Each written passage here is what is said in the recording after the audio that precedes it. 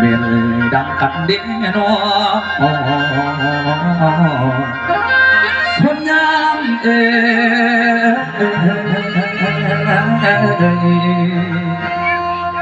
ซอยซอยพี่น้องตั้งซอย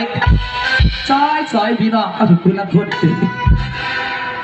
ตั้งซอยสักก่อนเด้อคุณพี่เด้อเดี๋ยวกับมีหมอลำก็ต้องมีหมอซอยจักหน่อยครับเพิ่นว่าขัดมีหมอลำบ่มีหมอซอยกับที่จังกินปนบ่มีผัก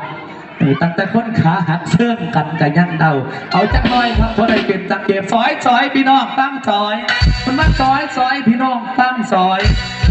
นกปูดปูดสีนกกดปูดนกกดปูดกับสีนกกดปูดที่ถือขี้ปูดเข็มพอกเบิดขึ้นอันนี้ก็มาซอยแล้ววันจะไปไม่แก่แล้วพี่เด้อ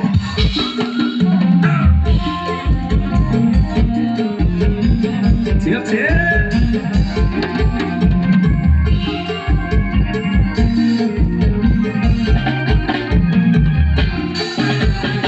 เห็นใจคนไม่มีเดี๋ยวปัญหาทุกวันสาวแบ่งปันเวลาไปหาสบายเธอก็รู้ว่าพี่รักเขาเพียงใดเอาห่วงใยอยู่ทุกวันเวลาวันพยายามไม่ใช่ตัวก็หัวให้เพียงเขาเป็นธรรมดารอหน่อยนะพี่จะไปหา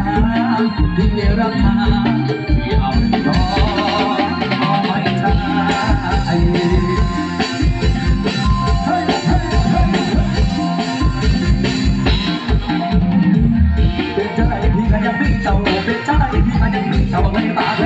วัดใจคอยขอเป็นพี่บางคณะน้องยังเอาไปกันเจ้าหัวกันแค่สองคนอาจจะตั้งนานโดนบ่อ